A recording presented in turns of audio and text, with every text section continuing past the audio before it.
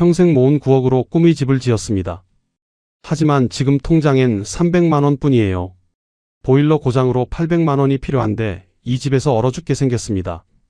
안녕하세요, 여러분. 저는 올해 68살 이정민입니다. 제 이야기를 들려드리려고 합니다. 평생 모은 9억 5천이 어떻게 사라졌는지 그 과정을 있는 그대로 말씀드릴게요. 혹시라도 여러분은 저 같은 실수를 하지 않으셨으면 좋겠습니다. 62살 되던 해봄, 저는 25년 다닌 회사에서 명예퇴직을 했습니다. 중견 제조업체 인사팀 상무였죠. 사실 퇴직 통보 받았을 때 허탈했어요. 아직 몸도 건강하고 일할 의욕도 충분했거든요. 그런데 회사 분위기가 그랬습니다. 50대 중반 넘으면 다들 정리 대상이었어요. 퇴직금은 2억 8천만 원이 나왔습니다. 25년 근속한 대가치고는 적지 않은 금액이었죠. 아내도 은행에서 오래 일했는데 64살에 미리 퇴직하면서 2억 2천을 받았어요.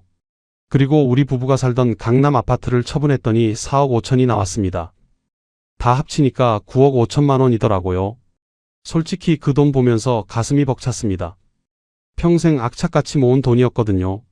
아이 둘 키우고 대학 보내고 결혼까지 시키느라 허리띠 졸라맸던 세월이 주마등처럼 지나가더군요. 이제야 우리 부부만의 시간이 온 거예요. 게다가 국민연금하고 퇴직연금 합쳐서 매달 380만 원씩 나왔습니다. 돈 걱정 없이 편하게 살 수 있겠다 싶었죠. 그런데 서울에 계속 살자니 답답했습니다. 아파트값이 비싸다 보니 평수도 작았고 옆집 소음 때문에 스트레스 받는 날도 많았어요. 무엇보다 매일 똑같은 일상이 지겨웠습니다. 퇴직하고 나니 할 일도 없고 친구들 만나서 소주 마시는 게 전부더라고요. 그러던 어느 날 회사 선배한테 전화가 왔습니다. 저보다 3살 많은 박 상무였는데 5년 전에 먼저 퇴직했던 분이에요. 강원도 산골에서 산다고 소식이 끊겼었거든요. 그 선배가 갑자기 서울 올라온다며 만나자더군요. 약속 장소에서 만난 선배 얼굴이 완전히 달라져 있었습니다. 예전엔 피곤해 보이고 어두웠는데 그날은 피부도 좋고 표정도 밝더라고요. 뭔가 젊어진 느낌이었어요. 궁금해서 물어봤죠. 어떻게 지내시냐고. 선배가 강원도 생활을 자랑하기 시작했습니다. 아침에 일어나면 새소리에 눈을 뜨고 마당에서 직접 키운 채소로 밥상을 차리고 저녁에는 별 보면서 와인 한잔 한다더군요. 서울에서 살 때는 매일 혈압약 먹었는데 시골 가서는 약도 끊었대요. 그 말 듣는데 정말 부러웠습니다. 아내한테 그 얘기를 했더니 아내 눈빛이 반짝이더라고요. 원래 아내가 자연을 좋아했거든요. 주말마다 등산 가자고 조르던 사람이었으니까요. 우리 부부는 그날부터 강원도 여행을 다니기 시작했습니다. 처음에는 그냥 구경만 했어요. 펜션도 묵어보고 전원주택 단지도 돌아다녔죠.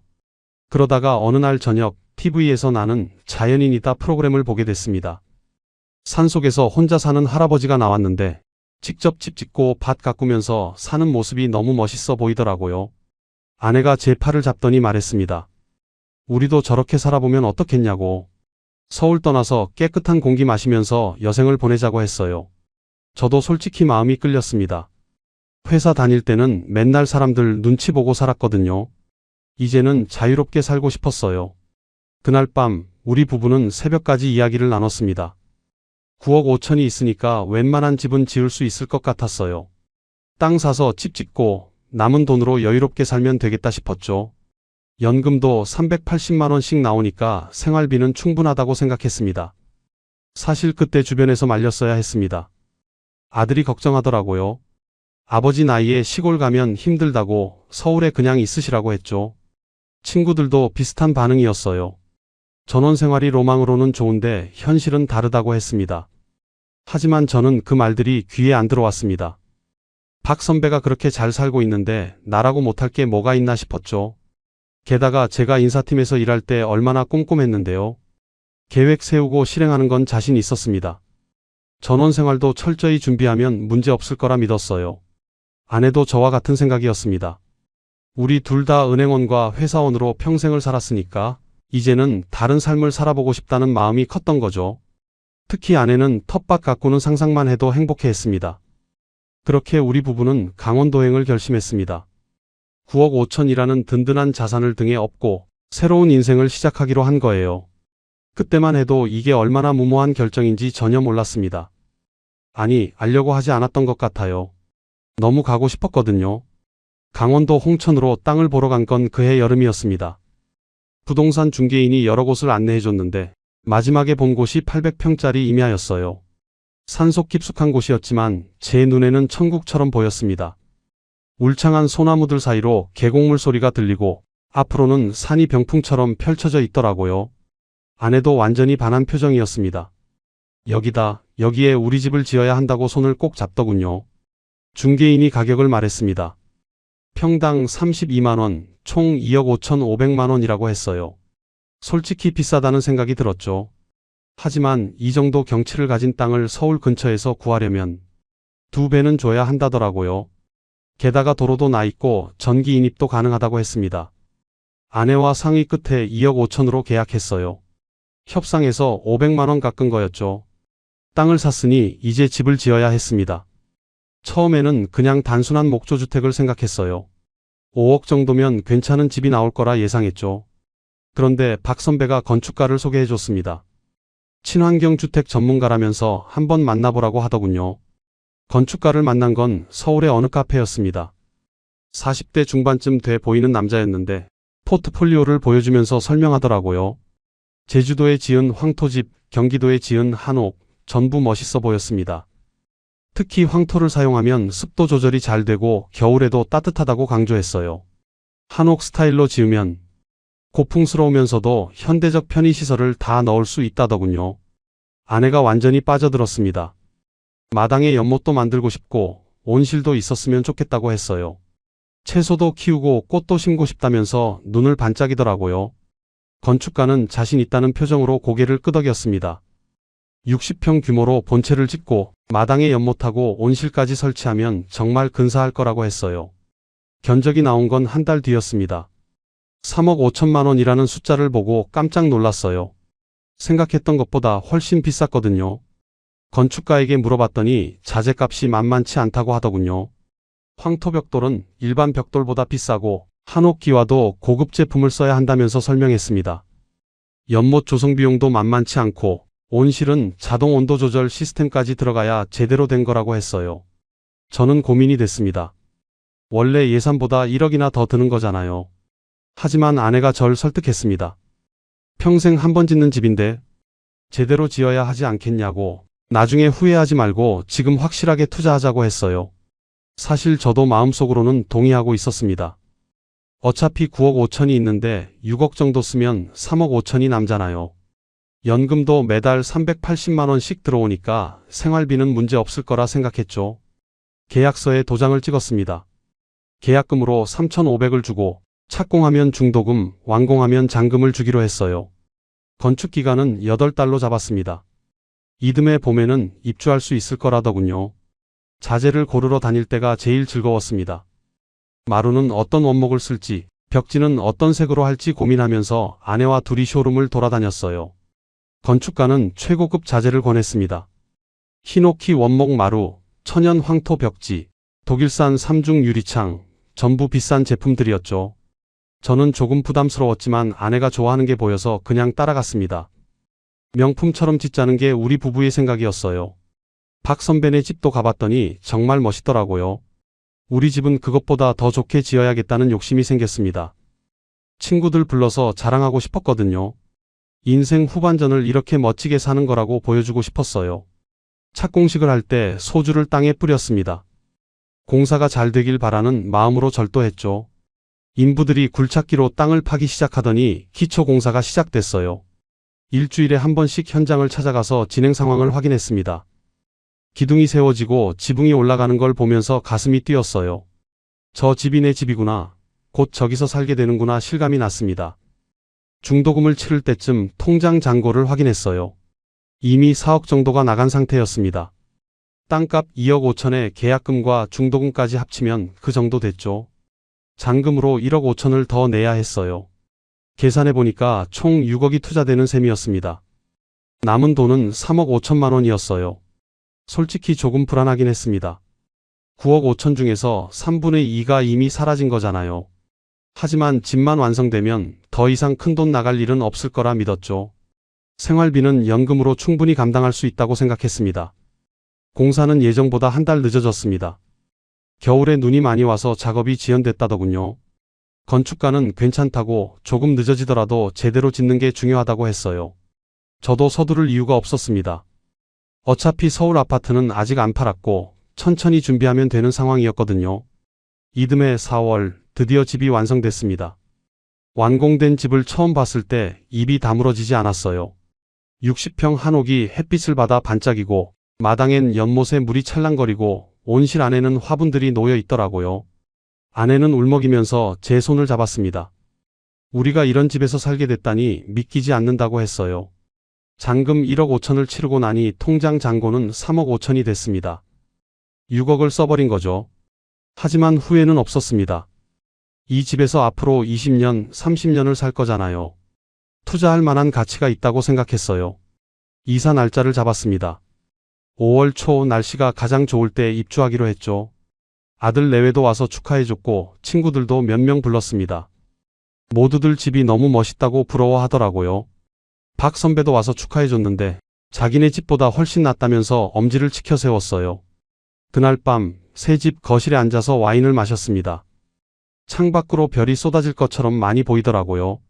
아내가 행복하다고 이제 진짜 우리만의 인생이 시작된 것 같다고 말했어요. 저도 그렇게 생각했습니다. 6억이라는 큰 돈을 썼지만 그만한 가치가 있는 투자였다고 믿었죠. 그때는 몰랐습니다. 이 아름다운 집이 곧 우리를 파멸로 이끌 덫이 될 거라는 걸요. 2019년 5월 홍천집에 완전히 입주했습니다.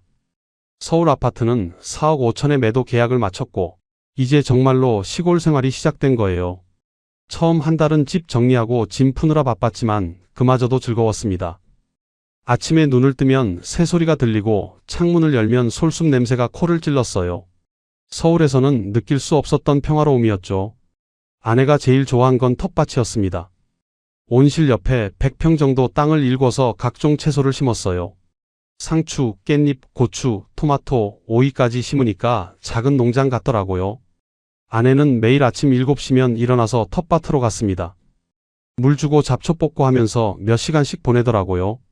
저도 가끔 따라 나가서 도왔는데 흙을 만지는 게 이렇게 좋은지 몰랐어요. 6월부터는 채소가 제법 자라기 시작했습니다. 상추하고 깻잎이 먼저 수확됐는데 마트에서 사 먹던 것보다 훨씬 맛있더라고요. 아침마다 텃밭에서 막 딴 채소로 쌈을 싸먹는 맛이란 정말 일품이었습니다. 고추도 빨갛게 익어가고 토마토도 주렁주렁 열렸어요. 아내는 신이 나서 사진을 찍어대더니 아들한테 자랑 문자를 보냈죠. 7월에는 서울 친구들을 불렀습니다. 회사 동기 4명하고 아내 은행 동창 3명까지 총 7명이 왔어요. 마당에 바비큐 그릴을 설치하고 삼겹살을 구웠습니다. 직접 키운 상추에 싸먹으니까 친구들이 감탄하더라고요. 집도 구경시켜줬더니 모두들 부러워하는 눈치였습니다. 한 친구는 자기도 은퇴하면 이렇게 살고 싶다면서 부동산 정보를 물어봤어요. 그날 저녁 마당에 앉아서 소주를 마시는데 별이 쏟아질 것 같았습니다. 서울에서는 절대 볼 수 없는 은하수까지 보이더라고요. 친구들이 여기서 사는 게 천국이라고 정말 부럽다고 난리를 쳤어요. 저는 뿌듯했습니다. 6억을 들여서 이 집을 지은 게 잘한 일이라는 확신이 들었죠. 8월 초에는 아들 가족이 왔습니다. 손주 둘을 데리고 왔는데 애들이 마당에서 뛰어노는 모습이 정말 예쁘더라고요. 연못에 금붕어도 풀어놨는데 손주들이 그걸 보면서 까르르 웃었습니다. 아들이 제 어깨를 두드리면서 말했어요. 아버지 대단하시다고 이런 집을 지으시다니 존경한다고 했습니다. 며느리도 시골 공기가 좋다면서 자주 놀러 오겠다더군요. 저녁에는 아들 내외와 진지한 대화를 나눴습니다. 아들이 앞으로 계획이 어떻게 되냐고 물어봤어요. 저는 자신 있게 대답했습니다. 연금이 380만 원씩 나오니까 생활비는 문제없고 남은 3억 5천은 그대로 예금해 둘 거라고 했죠. 채소도 직접 키워서 식비도 절약되고 건강하게 오래 살 수 있을 것 같다고 말했습니다. 아들도 안심하는 표정이었어요. 9월에는 페이스북에 사진을 자주 올렸습니다. 아침 풍경, 텃밭 채소, 마당 연못, 저녁 노을까지 매일같이 찍어서 올렸어요. 댓글이 엄청 달렸습니다.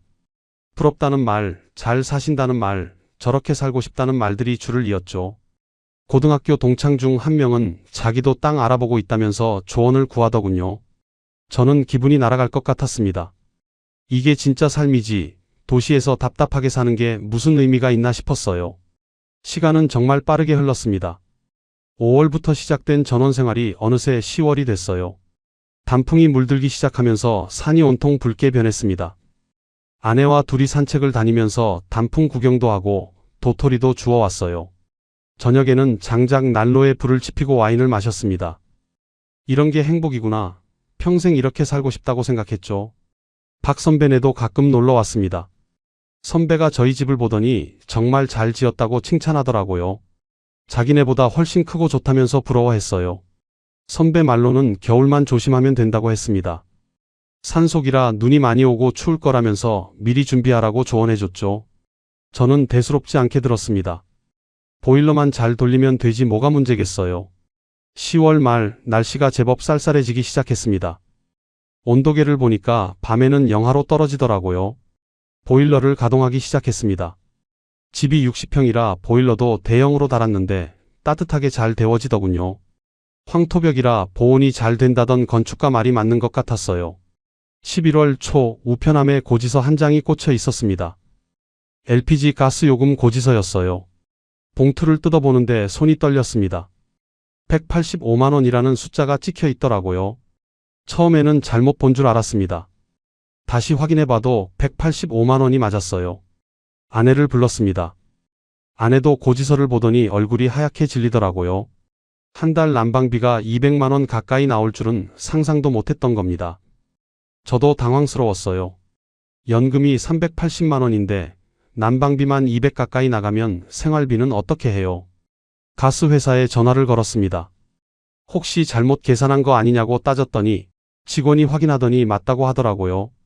산간 지역이라 LPG를 배달해야 하는데 배송비가 추가되고 게다가 사용량도 많다고 했습니다. 60평을 데우려면 그 정도 나올 수밖에 없다는 거예요. 건축가한테 전화를 했습니다. 황토벽이 보온이 잘 된다고 하지 않았냐고 따졌죠. 건축가는 황토는 여름에 시원하고 겨울에 따뜻한 게 맞다면서 다만 난방을 아예 안 할 수는 없다고 말했어요. 게다가 한옥 구조 특성상 천장이 높아서 열 손실이 크다더군요. 그런 걸 왜 미리 안 알려줬냐고 화를 냈더니 설명했다고 우기더라고요. 아내와 마주 앉아서 한숨만 쉬었습니다. 11월부터 3월까지 5달간 난방을 해야 하는데 매달 200만 원씩 나가면 1000만 원이에요. 연금 380만 원에서 난방비 200 빼면 180밖에 안 남습니다. 식비하고 생활비 쓰면 저축은커녕 적자가 날 판이었죠. 그날 밤 잠이 안 왔습니다. 창밖으로 보이는 별들이 예전처럼 아름답게 느껴지지 않았어요. 6개월 동안 천국 같았던 이 집이 갑자기 덫처럼 느껴지기 시작했습니다. 이게 시작이었어요. 행복의 끝이자 악몽의 시작이었죠. 11월 난방비 청구서를 받고 나서 우리 부부는 절약작전에 들어갔습니다. 보일러 온도를 22도에서 18도로 낮췄어요. 밤에는 아예 꺼버리고 전기장판만 사용하기로 했죠. 아내는 두꺼운 옷을 겹겹이 켜입고 집안을 다녔습니다. 하지만 산속 한옥은 생각보다 훨씬 추웠어요. 특히 밤이 되면 영하 10도까지 떨어지는데 보일러를 꺼놓으면 새벽에 너무 추워서 깰 정도였습니다. 12월 초 날씨가 급격히 추워졌습니다. 기상청에서 한파주의보가 내려졌는데 홍천은 영하 20도까지 떨어진다고 하더라고요. 서울에 사는 아들한테 전화가 왔어요. 추운데 괜찮으시냐고 보일러 잘 틀어놓으셨냐고 물어봤습니다. 저는 괜찮다고 대답했지만 속으로는 불안했어요. 그날 밤 정말 끔찍한 일이 벌어졌습니다. 새벽 3시쯤 됐을 거예요. 화장실 가려고 일어났는데 수도꼭지를 틀어도 물이 안 나오더라고요. 처음에는 수압이 약해진 줄 알았습니다. 그런데 부엌 싱크대도 마찬가지였어요. 순간 머릿속이 하얘졌습니다. 수도관이 얼어버린 거였죠. 아내를 깨웠습니다. 아내도 당황해서 이것저것 확인해봤지만 모든 수도가 꽁꽁 얼어 있었어요. 화장실도 못 쓰고 세수도 못하고 요리도 할 수 없는 상황이 된 겁니다. 급한 대로 눈을 녹여서 생수처럼 사용했는데 정말 비참하더라고요. 해가 뜨자마자 설비업체에 전화를 걸었습니다. 기사가 오후에 온다고 했는데 그 시간이 정말 길게 느껴졌어요. 화장실은 마트에서 사온 생수로 겨우 사용했고 밥도 제대로 못 먹었습니다. 아내는 계속 한숨만 쉬었어요. 기사가 와서 확인해 보더니 고개를 저었습니다. 외부 배관이 완전히 얼어터져서 교체해야 한다더군요. 동파 방지 조치가 제대로 안 돼 있었대요. 건축할 때 배관을 땅속 깊이 묻어야 하는데 얕게 묻어서 문제가 생긴 거라고 했습니다. 수리비 견적을 물어봤더니 120만 원이라고 하더라고요. 저는 화가 났습니다. 건축가한테 전화를 걸어서 따졌어요. 왜 동파 방지 공사를 제대로 안 했냐고 소리쳤죠. 건축가는 시공업체 잘못이라면서 책임을 떠넘겼습니다. 겨울 동파는 흔한 일이고 관리를 잘못한 집주인 책임도 있다고 하더군요. 통화를 끊고 나서 주먹으로 벽을 쳤습니다. 6억이나 들여서 지은 집이 이 모양이라니 어이가 없었어요. 수리하는데 사흘이 걸렸습니다. 그 사흘 동안 우리는 물 없이 살았어요. 마을 회관에 가서 물을 얻어오고 화장실은 눈 녹인 물로 사용했습니다. 63, 61 나이에 이런 고생을 할 줄은 꿈에도 몰랐어요. 수도가 복구되고 나서도 안심할 수 없었습니다. 또 얼까봐 보일러를 계속 틀어놔야 했거든요. 절약하려고 온도를 낮췄던 게 화근이었던 겁니다. 결국 18도로는 안 되고 20도는 유지해야 한다는 걸 깨달았죠. 12월 중순 눈이 엄청나게 내렸습니다. 하룻밤 사이에 40cm가 쌓이더라고요. 아침에 일어나서 창밖을 보니까 온 세상이 하얗게 변해 있었어요. 처음에는 설경이 아름답다고 생각했습니다. 하지만 곧 문제가 생겼죠. 집에서 마을까지 이어진 산길이 완전히 막혔습니다. 차를 몰고 나가려고 했는데 눈 때문에 한 발짝도 못 나가더라고요. 제설차가 올 줄 알았는데 오지 않았습니다. 나중에 알고 보니 산속 사유지 도로까지는 제설차가 안 온다더군요. 관리는 집주인이 알아서 해야 한다는 겁니다. 결국 우리 부부는 고립됐습니다. 식료품도 떨어져 가는데 마트에 갈 수가 없었어요. 냉장고에 남은 김치하고 라면으로 버텼습니다. 휴대폰은 터져서 연락은 할 수 있었는데 아들한테 걱정 끼칠까봐 말하지 않았어요. 사흘째 되던 날 아내가 눈 치우겠다고 나갔습니다. 말렸는데도 듣지 않더라고요. 식료품을 사러 나가야 한다면서 삽을 들고 나가더니 10분도 안 돼서 비명을 질렀어요. 뛰어나가 보니까 아내가 눈 위에 쓰러져 있었습니다. 얼음판에 미끄러져서 넘어진 거였죠. 아내 손목이 이상한 각도로 꺾여 있었습니다. 골절된 게 확실해 보였어요. 당장 병원에 가야 하는데 차가 나갈 수가 없었습니다. 구급차를 불렀더니 산길에 눈이 많아서 구급차가 못 들어간다고 하더군요. 마을 입구까지 나오면 거기서 태워주겠다고 했어요. 저는 아내를 업고 눈길을 걸어 내려갔습니다. 평소에는 차로 10분 거리인데 그날은 40분이 걸렸어요. 아내가 아파서 신음하는데 빨리 갈 수가 없었습니다. 땀이 비 오듯 흘렀고 숨이 턱까지 찼어요. 63 나이에 이런 고생을 하게 될 줄은 몰랐죠. 마을 입구에서 구급차를 타고 병원으로 갔습니다. 홍천에서 제일 가까운 병원까지 가는데 50분이 더 걸렸어요. 엑스레이를 찍어보니 손목이 부러진 게 맞았습니다. 의사가 수술까지는 필요 없지만 깁스를 해야 한다고 하더군요. 최소 6주는 걸린다면서 진통제 처방전을 줬어요. 치료비로 30만 원이 나갔습니다. 깁스비하고 진료비 합쳐서 그 정도였죠. 택시 타고 집에 돌아오는데 또 5만 원이 들었어요. 아내는 깁스한 손목을 붙들고 계속 울었습니다. 서울에 있었으면 이런 일 없었을 거라면서 후회하더라고요. 그날 밤 통장 잔고를 확인했습니다. 11월 난방비 185만 원, 12월 난방비 비슷한 금액이 예상되고 수도 수리비 120만 원, 병원비까지 합치면 대략 500만 원 가까이 나간 셈이었어요. 3억 5천에서 벌써 500이 사라진 겁니다. 아내 손목은 좀처럼 낫지 않았습니다. 깁스를 하고 나니까 집안일을 제대로 못하더라고요. 설거지도 제가 해야 하고 빨래도 제가 돌려야 했습니다. 요리는 아예 못하니까 배달 음식을 시켜 먹었는데 그것도 돈이었죠.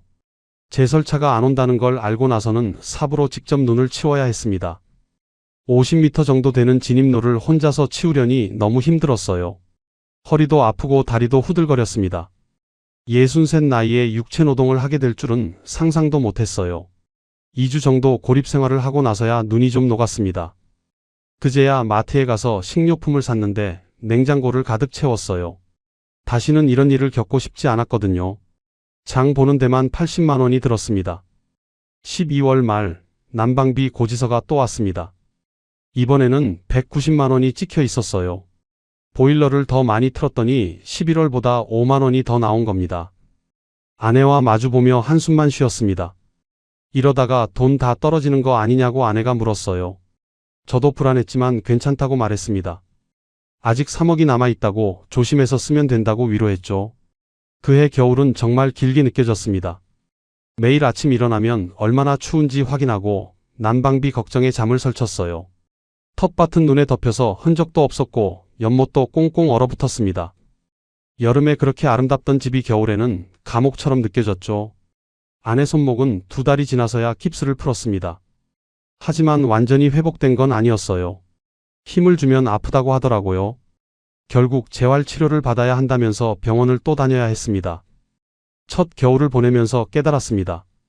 전원 생활이 로망이 아니라 생존이라는 걸요. 건축가가 거짓말을 했고 저는 그걸 믿었던 겁니다. 황토방이 따뜻하다는 말은 새빨간 거짓이었어요. 60평 한옥을 데우는 데는 상상 이상의 비용이 든다는 걸 뼈저리게 느꼈습니다. 2024년 봄, 첫 겨울을 겨우 버텨냈습니다. 3월이 되자 날씨가 풀리면서 난방비 부담도 줄어들었어요. 하지만 우리 부부의 시련은 이제 시작이었습니다. 4월 어느 날 아내가 갑자기 어지럽다며 쓰러졌거든요. 급하게 홍천병원에 데려가서 검사를 받았습니다. 의사가 심각한 표정으로 말하더라고요. 당뇨 수치가 너무 높고 합병증이 의심된다면서 큰 병원에 가보라고 했어요. 아내는 원래 당뇨가 있었는데 약만 먹으면 관리가 됐거든요. 그런데 시골 생활 스트레스와 추위 때문인지 갑자기 악화된 겁니다. 홍천에서는 제대로 된 치료가 어렵다면서 서울대학병원을 추천했어요. 서울까지 가는 게 쉽지 않았습니다. 홍천에서 서울까지 차로 2시간이 걸리거든요. 왕복하면 4시간이에요. 게다가 주 3회 통원해야 한다고 했습니다. 월요일, 수요일, 금요일마다 서울을 다녀와야 하는 상황이 된 거죠. 첫 통원 날 새벽 6시에 출발했습니다. 오전 10시 예약이었는데 일찍 나서지 않으면 늦을 것 같았어요. 고속도로 톨게이트 지나고 시내 진입하고 병원 주차장 찾는 데만 2시간 반이 걸렸습니다. 진료받고 약 받는데 1시간, 다시 돌아오는데 2시간, 총 6시간이 소요됐어요. 집에 도착하니까 오후 4시였습니다. 기름값도 만만치 않았습니다. 왕복 200km를 달리니까 한 번에 4만원 정도 들었어요. 주 3회면 일주일에 12만원, 한 달이면 50만원이 나가는 겁니다. 게다가 톨게이트 비하고 주차비까지 합치면 60만원은 좋게 들었죠. 아내는 통원이 너무 힘들다고 했습니다. 차 타고 2시간 앉아있는 것만으로도 지친다더라고요. 저도 운전하느라 허리가 끊어질 것 같았어요. 64 나이에 매주 3번씩 서울 다니는 게 보통 일이 아니었습니다. 5월 중순, 이번에는 제가 문제였습니다. 소변 볼 때 통증이 있어서 병원에 갔더니 전립선 검사를 해보자더군요. PSA 수치가 높게 나왔다면서 조직 검사를 권했어요. 일주일 뒤 결과가 나왔는데 의사 표정이 좋지 않았습니다. 전립선암 초기라고 하더라고요. 머릿속이 새하얗게 변했습니다. 암이라는 단어를 듣는 순간 다리에 힘이 풀렸어요. 의사는 다행히 초기라서 수술하면 완치 가능하다고 했습니다. 하지만 수술비가 1,200만 원 정도 든다더군요. 건강보험 적용해도 그 정도 나온다는 겁니다. 아내한테 말할 수가 없었습니다. 아내도 당뇨 치료 중인데 제가 암이라니 어떻게 말해요. 며칠 고민하다가 결국 털어놨더니 아내가 울먹이더라고요. 우리 둘 다 아프면 어떻게 사냐면서 불안해했어요. 하지만 수술은 받아야 했습니다. 통장 잔고를 확인했습니다. 겨울 난방비하고 아내 병원비로 벌써 많이 나간 상태였어요. 대략 3억 2천 정도 남아 있었습니다. 1,200을 쓰면 2억으로 줄어드는 거죠. 마음이 무거웠지만 선택의 여지가 없었어요. 6월 초 수술을 받았습니다. 복강경 수술이라서 입원 기간은 일주일 정도였어요. 수술은 성공적이었다고 했습니다. 하지만 회복이 문제였죠. 한 달 동안은 무거운 것 들지 말고 안정해야 한다더군요. 퇴원하고 집에 왔더니 집안이 엉망이었습니다. 아내 혼자서는 마당 관리를 할 수가 없었거든요. 텃밭에 잡초가 무성하게 자라있고 연못은 녹조가 끼어서 더러워져 있었어요. 온실도 관리 안 된 지 오래라서 채소들이 다 말라 죽어 있었습니다. 저는 몸이 아파서 일을 할 수가 없었어요. 수술 부위가 아물지 않아서 조금만 움직여도 통증이 왔거든요. 의사는 2달은 쉬어야 한다고 했습니다. 그 말은 2달 동안 마당이 방치된다는 뜻이었죠. 7월이 되자 텃밭이 완전히 잡초밭으로 변했습니다. 사방에서 풀이 미친 듯이 자라더니 집 주변까지 침범했어요. 이웃집 경계선을 넘어갈 정도로 심각했습니다. 그런데 제 몸 상태로는 풀을 뽑을 수가 없었어요. 옆집에 사는 할아버지가 찾아왔습니다. 60 중반쯤 돼 보이는 분이었는데 표정이 좋지 않았어요. 백네 집 풀이 우리 땅까지 넘어온다면서 관리 좀 하라고 하더군요. 죄송하다고 사정했더니 부동산 투기꾼들이 와서 동네 망친다면서 투덜거렸습니다. 서울 사람들이 땅 사서 집 짓고는 관리도 안 한다고 불평하더라고요. 저는 몸이 아파서 못한다고 설명했습니다. 하지만 할아버지는 그게 무슨 변명이냐면서 화를 냈어요.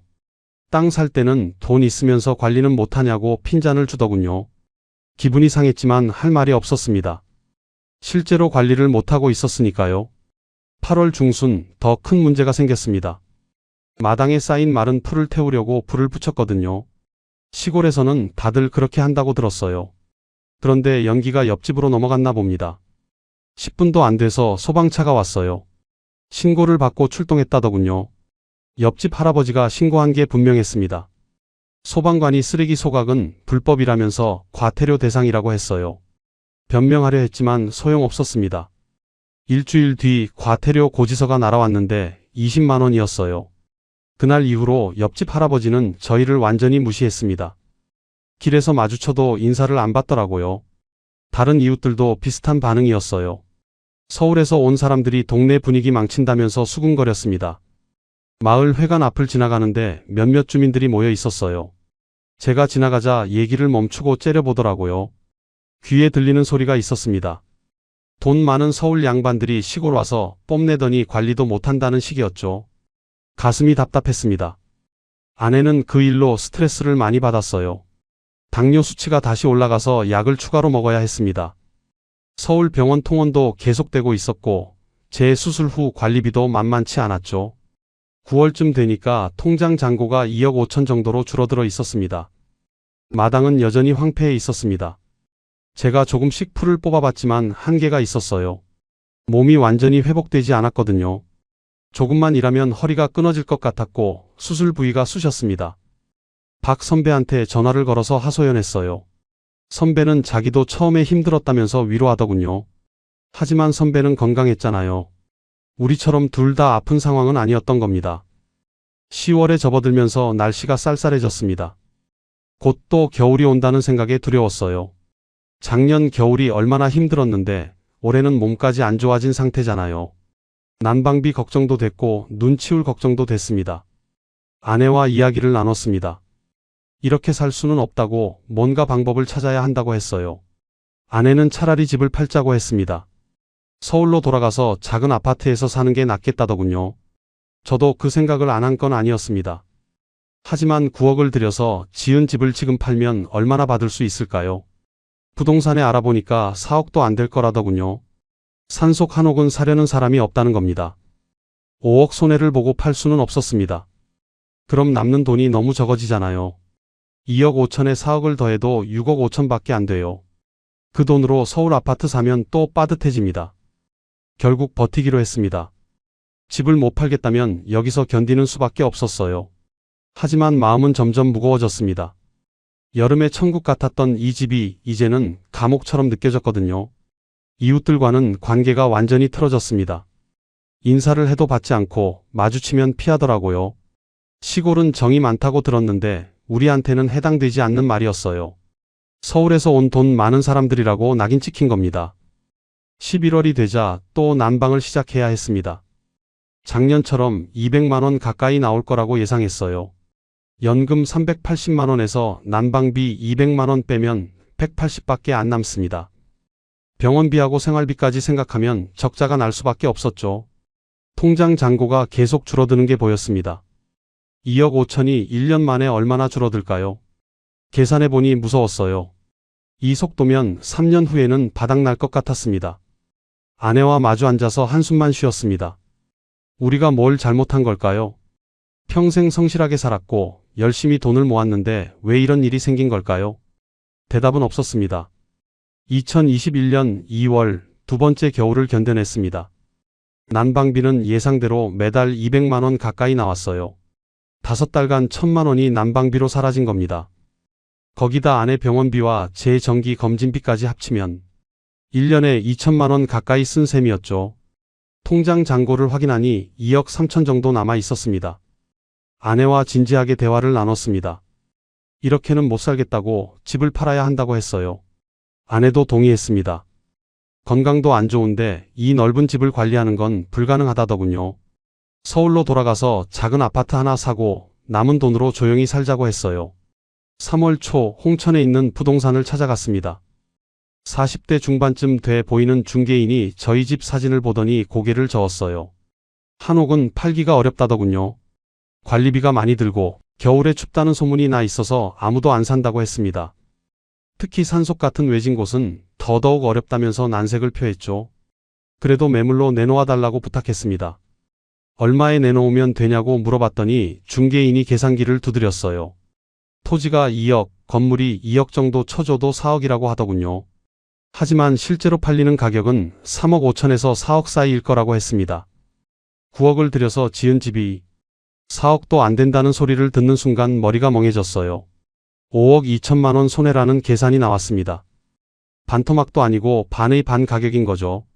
중개인은 미안하다는 표정을 지었지만 그게 현실이라고 했어요.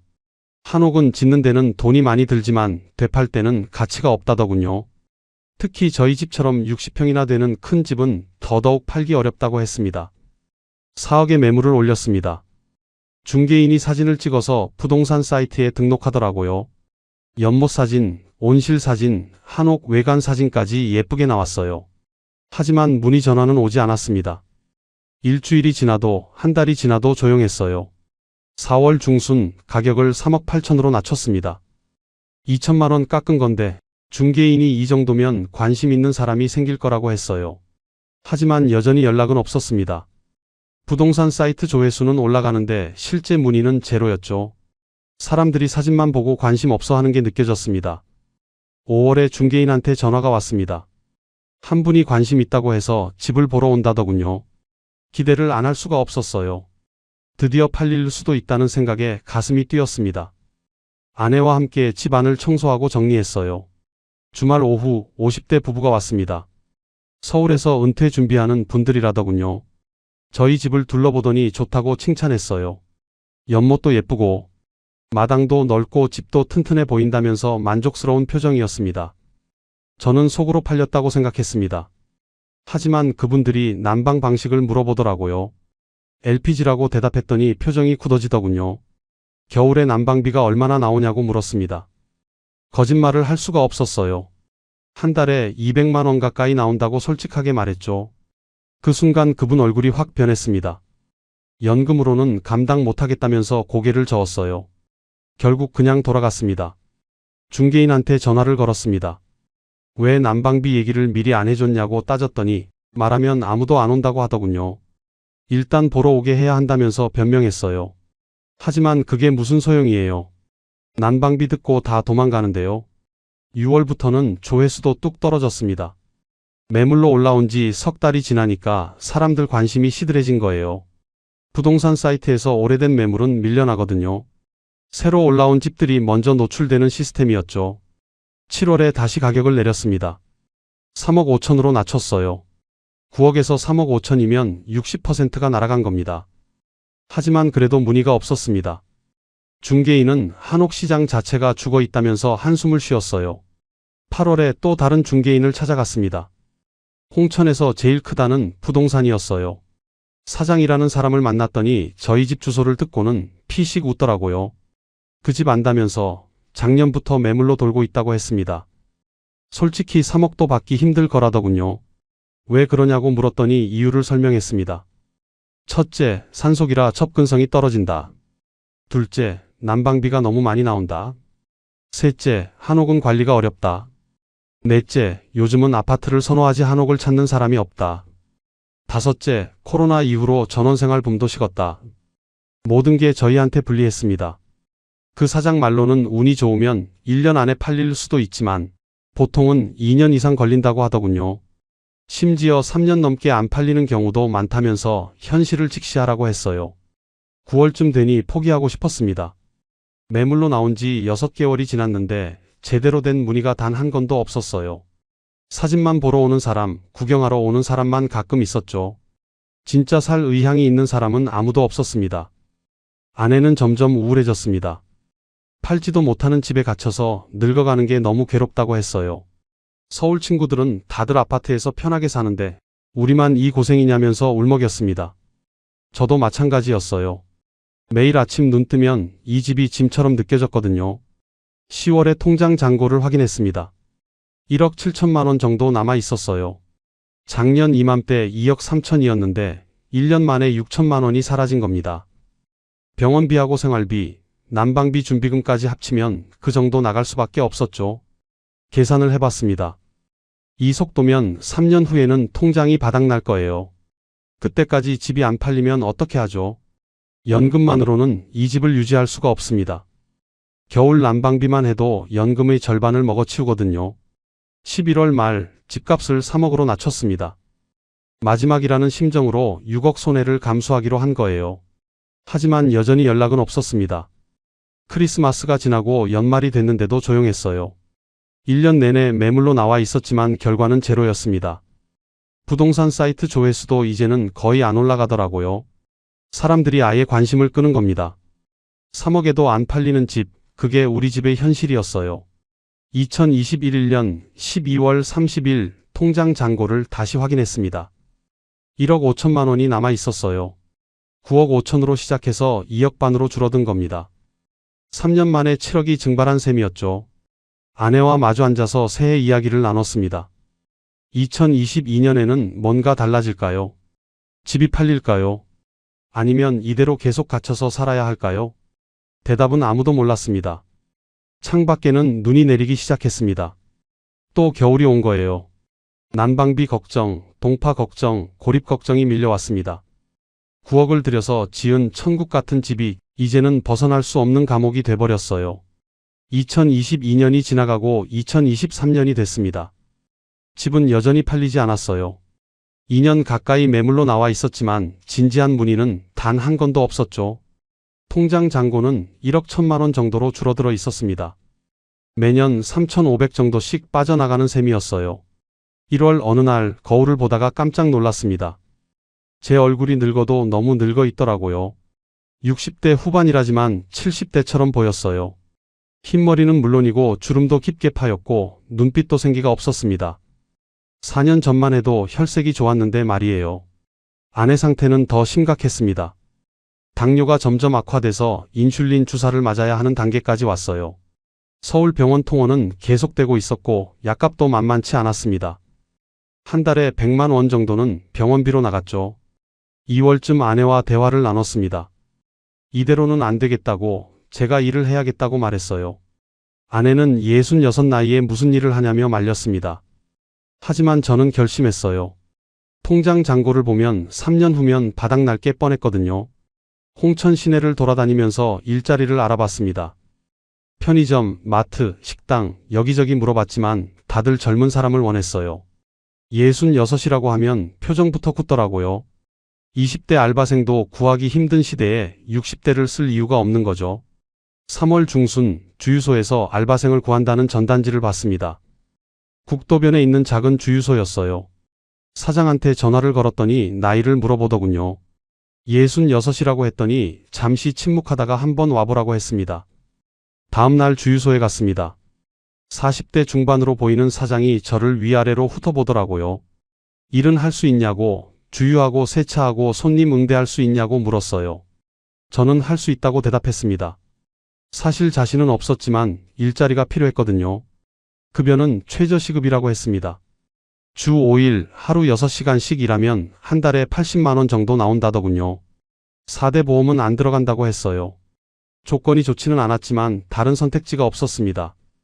다음 주 월요일부터 나오라고 하더라고요.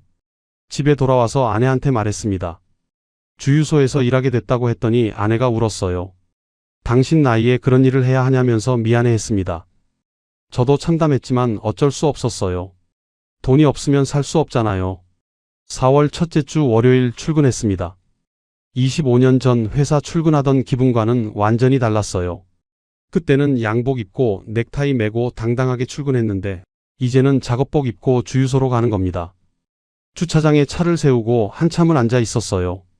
정말 들어가야 하나 망설여졌거든요. 사장이 유니폼을 줬습니다. 파란색 작업복이었는데 이름표를 달라더군요. 가슴에 이정민이라고 쓰인 이름표를 다는데 손이 떨렸습니다. 25년간 인사팀 상무로 일했던 제가 이제는 주유소 알바가 된 거예요. 일은 생각보다 힘들었습니다. 차가 들어오면 뛰어나가서 주유구를 열고 기름을 넣어야 했어요. 손님이 셀프로 하겠다고 하면 도와주고 세차하겠다고 하면 세차기를 작동시켜야 했죠. 계속 서 있어야 하는데 다리가 아팠습니다. 첫날 오후 아는 사람을 만났습니다. 회사 후배였는데 우연히 그 주유소에 들른 거예요. 후배가 저를 알아보더니 깜짝 놀라는 표정을 지었습니다. 상무님이 왜 여기 계시냐고 물어봤어요. 저는 그냥 심심해서 일 좀 한다고 둘러댔습니다. 후배는 어색한 표정으로 주유를 하고 갔어요. 차가 떠나간 뒤 저는 한동안 멍하니 서 있었습니다. 부끄러웠어요. 후배 눈에 제가 어떻게 보였을까요? 잘 나가던 상무가 주유소에서 알바를 하고 있다니 한심해 보였겠죠. 저녁에 집에 돌아오니 아내가 밥을 차려놨습니다. 하지만 입맛이 없었어요. 아내가 힘들었냐고 물어봤지만 대답하기 싫었습니다. 그냥 방에 들어가서 누웠죠. 일주일이 지나고 한 달이 지났습니다. 익숙해지는가 싶었는데 전혀 그렇지 않았어요. 매일 똑같은 일을 반복하는 게 지겨웠고 젊은 손님들한테 반말 듣는 게 자존심 상했습니다. 기름 넣어드릴까요? 라는 말을 하루에 100번도 더 하는 것 같았어요. 5월 말 첫 월급을 받았습니다. 통장에 80만 원이 들어왔는데 기분이 이상했어요. 25년 전에는 월급이 500만이었거든요. 지금은 그 6분의 1도 안 되는 돈을 받는 겁니다. 그 돈으로 아내 약값을 샀습니다. 60만 원 정도 들었는데 제 월급 대부분이 날아간 셈이었죠. 남은 20만 원은 생활비로 보탰어요. 그래봤자 턱없이 부족했습니다. 6월부터는 더위가 시작됐습니다. 주유소는 그늘도 없고 햇볕이 내리쪼이는 곳이었어요. 땀이 비 오듯 흘렀고 어지러울 때도 많았습니다. 66 나이에 여름 내내 햇볕 아래서 일하는 게 쉽지 않더라고요. 아내는 집에 혼자 있는 시간이 길어졌습니다. 제가 아침 9시에 나가서 오후 4시에 돌아오거든요. 그 시간 동안 아내는 혼자 인슐린 주사를 맞고 혼자 밥을 먹고 혼자 집을 지켰어요. 당뇨 환자가 혼자 있으면 위험한데도 어쩔 도리가 없었습니다. 7월 어느 날 아내한테 전화가 왔습니다. 저혈당이 와서 정신이 없다고 하더라고요. 급하게 일을 마치고 집에 갔더니 아내가 소파에 쓰러져 있었어요. 사탕을 먹여서 정신을 차리게 했지만 정말 무서웠습니다. 제가 없을 때 이런 일이 생기면 어떡하죠? 사장한테 조퇴가 잦다고 지적을 받았습니다. 가정사정이 있다고 말했지만 사장은 이해해주지 않았어요. 알바생이 자주 빠지면 곤란하다면서 다음부터는 조심하라고 경고했습니다. 저는 고개를 숙이고 죄송하다고 말할 수밖에 없었어요. 8월에 통장 잔고를 확인했습니다. 9천만 원 정도 남아 있었어요. 4개월 동안 2천만 원이 줄어든 겁니다. 제 월급 80만 원씩 해서 400만 원이 들어왔지만 나가는 돈이 더 많았던 거죠. 난방비 준비하고 병원비 내고 생활비 쓰면 남는 게 없었어요. 9월부터 날씨가 선선해지기 시작했습니다. 주유소 일은 조금 수월해졌지만 마음은 더 무거웠어요. 곧 또 겨울이 오잖아요. 난방비가 1,000만 원 넘게 나갈 텐데 어떻게 감당하죠? 10월 말 아내와 심각한 대화를 나눴습니다. 겨울 난방을 어떻게 할 거냐고 물어봤더니 아내도 걱정이라고 했어요. 보일러를 약하게 틀고 전기장판으로 버티자고 했습니다. 하지만 그러다가 또 동파되면 어떡해요? 수리비가 또 100만 원씩 나가는데요. 11월부터 난방을 시작했습니다. 온도를 18도로 낮췄는데도 고지서가 150만 원이 나왔어요. 작년보다는 적지만 여전히 부담스러운 금액이었죠. 제 월급으로는 난방비의 절반밖에 안 됐어요. 12월 중순 주유소에서 일하다가 쓰러질 뻔했습니다. 추위에 몸이 얼어서 감각이 없더라고요. 손발이 시려서 주유건을 제대로 잡지도 못했어요. 사장이 제 모습을 보더니 한숨을 쉬었습니다. 나이가 나이인데 겨울에 일하기 힘들 것 같다면서 내년에는 다른 사람 알아보겠다고 하더군요. 그 말을 듣는 순간 무너지는 기분이었습니다. 일자리마저 잃게 생겼어요. 월급 80만 원이지만 그게라도 없으면 어떻게 살죠? 연금 380만 원에서 난방비 빼면 150만 원밖에 안 남는데요. 2023년 12월 30일 통장 잔고를 확인했습니다. 8천만 원이 남아 있었어요. 3년 전 1억 5천에서 7천만 원이 사라진 겁니다. 이 속도면 2년 후에는 완전히 바닥나겠죠. 아내와 마주 앉아서 새해 계획을 세웠습니다. 하지만 계획이라고 할 것도 없었어요. 그냥 버티는 게 전부였습니다. 주유소 일도 언제까지 할 수 있을지 모르고 집도 팔리지 않고 돈은 계속 줄어들고 있었어요. 25년간 인사팀 상무로 일했던 제가 지금은 주유소에서 기름 넣어드릴까요? 라고 말하는 알바생이 됐습니다. 평생 모은 9억 5천이 8천만 원으로 줄어들었고 팔리지 않는 집에 갇혀서 서서히 무너지고 있었어요. 이게 제 노후의 모습이었습니다. 2024년 1월 주유소 사장이 전화를 걸어왔습니다. 새해부터 다른 사람 쓰기로 했다면서 더 이상 나오지 말라고 하더군요. 20대 대학생을 구했는데 그 친구가 훨씬 일을 잘한다고 했어요. 저는 아무 말도 못하고 전화를 끊었습니다. 67 나이에 일자리마저 잃어버린 겁니다. 통장 잔고는 7,500 정도 남아 있었습니다. 월 380만 원 연금으로만 생활해야 하는데 난방비만 150만 원씩 나가니까 실질 수입은 230만 원이었어요. 거기서 아내 병원비 60만 원, 생활비 150만 원을 빼면 매달 20만 원씩 적자가 나는 구조였죠. 2월부터 통장에서 돈을 빼기 시작했습니다. 매달 50만 원씩 빠져나갔어요. 7,500만 원이 7,000으로, 7,000이 6,500으로 줄어드는 걸 보면서 속이 타들어갔습니다. 이 속도면 1년 반이면 바닥날 거라는 계산이 나왔어요. 집은 여전히 팔리지 않았습니다. 4년째 매물로 나와 있었지만 전화조차 오지 않았어요. 부동산 중개인도 이제는 포기한 듯 연락이 끊겼습니다. 2억 8천까지 낮췄는데도 아무도 관심 없었죠. 5월쯤 아내 상태가 더 나빠졌습니다. 당뇨 합병증으로 신장 기능이 떨어진다고 했어요. 투석까지 갈 수도 있다면서 의사가 경고했습니다. 약을 추가로 처방받았는데 한 달에 100만 원이 넘게 들었어요. 연금으로는 감당이 안 됐습니다. 6월 말 통장 잔고가 5천만 원 아래로 떨어졌습니다. 4,500 정도 남았는데 불안감이 엄습했어요. 이 돈마저 떨어지면 어떻게 살죠? 집도 안 팔리고 일자리도 없고 연금만으로는 부족한데요. 8월 어느 날 아들한테 전화가 왔습니다. 오랜만에 연락한 거였는데 목소리가 밝더라고요. 큰애가 대학에 합격했다면서 좋아했어요.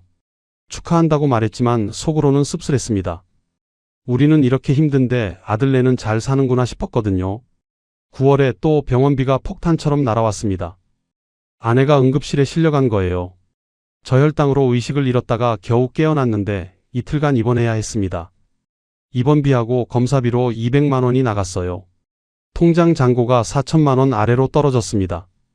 10월 말 보일러에서 이상한 소리가 나기 시작했습니다. 덜컹거리는 소리가 나더니 가끔 꺼질 때도 있었어요. 수리기사를 불렀더니 15년 된 구형 모델이라서 부품을 구하기 어렵다고 하더군요.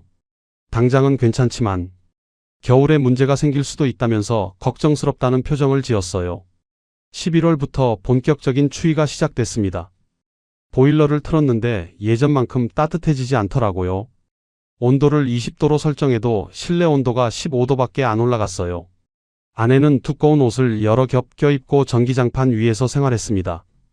12월 초 한파가 왔습니다. 밤 기온이 영하 20도까지 떨어진다는 일기예보가 나왔어요. 보일러를 최대로 틀었는데도 집이 춥더라고요. 12월 15일 새벽 보일러가 완전히 멈췄습니다. 아침에 일어났더니 집안이 얼음장처럼 차가웠어요. 보일러 전원을 켜봐도 작동하지 않았습니다. 급하게 수리업체에 전화를 걸었더니 오후에나 올 수 있다고 하더군요. 그 시간 동안 우리는 전기장판 하나에 의지해서 떨어야 했어요. 기사가 와서 확인하더니 고개를 저었습니다. 메인보드가 완전히 나갔다면서 수리가 불가능하다고 했어요. 15년 된 모델이라 부품도 단종됐고 설령 구한다 해도 또 고장날 거라고 하더군요.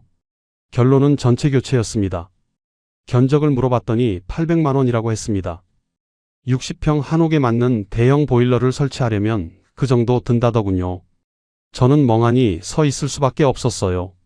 통장에는 300만 원 밖에 없는데 800이 어디 있어요. 기사가 돌아가고 나서 아내와 마주 앉았습니다. 둘 다 아무 말이 없었어요. 창밖으로는 눈이 펑펑 내리고 있었고 집 안 온도계는 영상 5도를 가리키고 있었습니다. 이대로 겨울을 날 수는 없었어요. 다음 날부터 전기장판만으로 버텼습니다. 침대에 이불을 여러 겹 덮고 그 위에서 하루 종일 웅크리고 있었어요. 화장실 가는 것조차 무서웠습니다. 집안이 너무 추워서 동상이라도 걸릴 것 같았거든요. 사흘째 되던 날 결심했습니다. 아들한테 전화를 걸어야겠다고 생각한 거예요.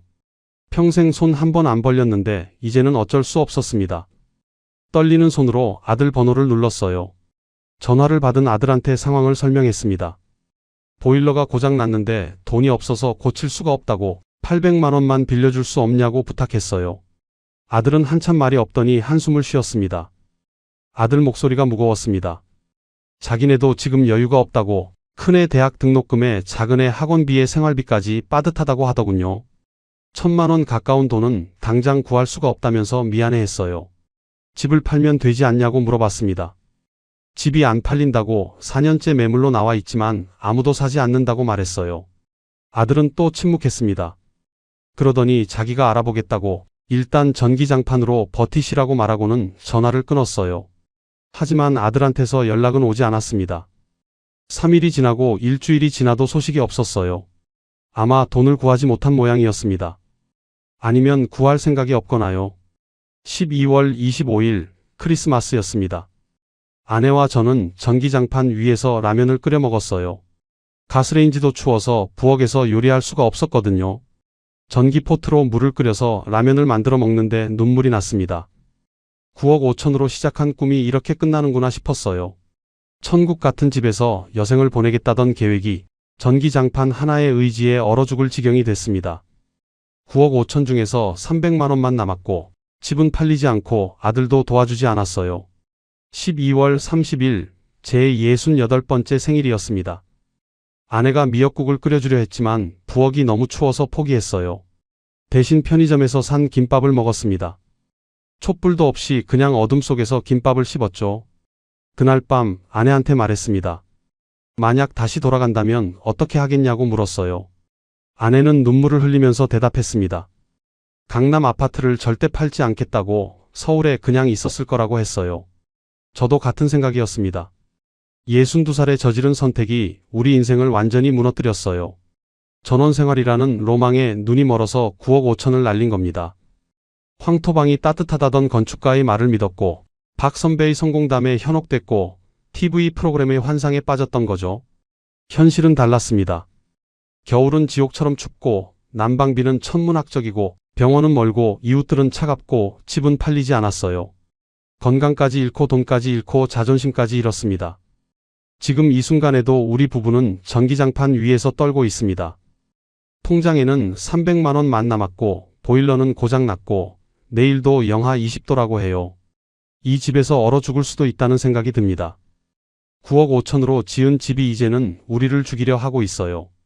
9억 5천으로 시작한 꿈, 25년간 악착같이 모은 돈으로 천국을 만들려 했어요.